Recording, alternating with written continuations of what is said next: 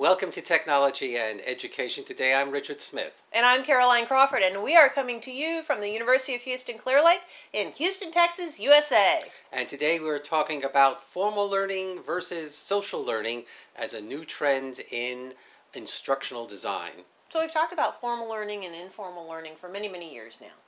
But due to the digital age, things have shifted a little bit. People are much more comfortable discussing and sharing different types of learning and information within a social environment. Yeah? Would you agree with that? I absolutely agree with that. The big question is how much of this social learning can replace formal training that companies depend upon, and not only companies at the K through 12 level, secondary education down through primary education. You know, a lot of the instruction has been very formal one way or another. I mean, it could be direct instruction, formal direct instruction. It can be formal problem-solving type of instruction. But whatever it is, there is a start point and an objective, a goal, and then there's a set of what do you call it, steps that happen in between there so that these students can actually learn what is being taught. That's a great point. I look at it more as a Bloom's taxonomy type thing, where we're starting out at the knowledge level, and I consider the initial stages, knowledge and such, to be more formal learning environments where everybody has a basic understanding of what we're talking about. We've already fact-checked and ensured that people actually have a working knowledge of the information, and the higher order thinking skills I can conceptualize as more of a social learning type environment. Well, given that, suppose... You're going to go along with it? I'm so impressed. No, I said... No. I said... Given that you're rambling. Given that.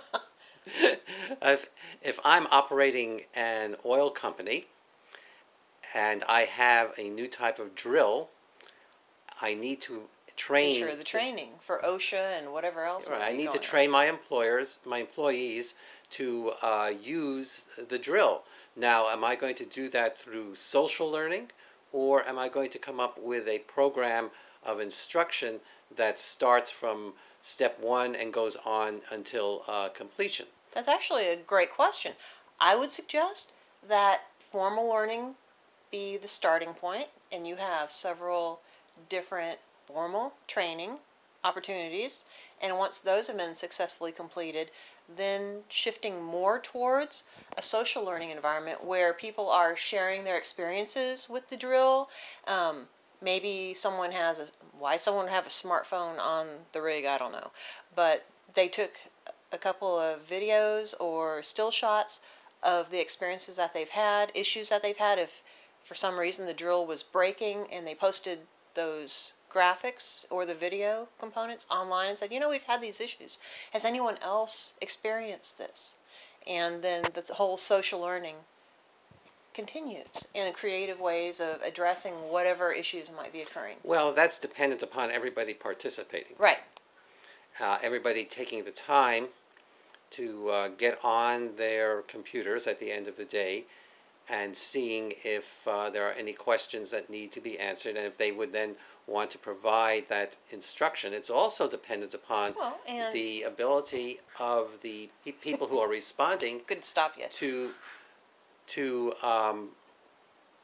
be able to write clearly and succinctly so that the people who are reading what they're writing can understand it, or if they're responding via video, that they're speaking in a manner which is not very bumbling, or not bumbling and halting, and they can get their point across well, it that also way. may be a generational thing. If people are comfortable using social type environments towards sharing information, are we talking about the company men on the drilling rigs all the way down to the people who are roughnecking it? Well, in whichever instance, there's another point. If you are using formal training, then there's a time allotted for that training to take place. Right. People who are doing the training are getting paid to do the training, and people who are receiving the training are being paid to receive that training. Now, if you're relying on social training, Social learning environment. and social learning environments, then you are asking people who are out in the field to come back after the day is done, or perhaps during the day, and take on extra responsibility and, in essence, be trainers. Now, Well, there would also be archived information. So, and I'm looking at this from the company viewpoint, return on investment. You would have archived data suggesting whether or not there are issues with the new drill that's being implemented. well, you would certainly have it, but still, the employees, you're asking the employees to provide that information. Right. Now, Which, as we both know, that's more work. Right. And where's the compensation for Exactly. more work? So I see that the love of the experience isn't going to pull it off. I can see that as possibly being a problem. I mean, we'd have to go in and check and see exactly how the effects of social learning have been recently over the past, this is very recent, over the past 6 months. As well as how to a year. sensitive the information being shared would be considered. Mm-hmm. There's Now, quite a confidentiality concern. Like when the BP rig blew up out in the Gulf of Mexico, I would imagine somebody wouldn't be too pleased with having all that archived data in there. Mm-hmm.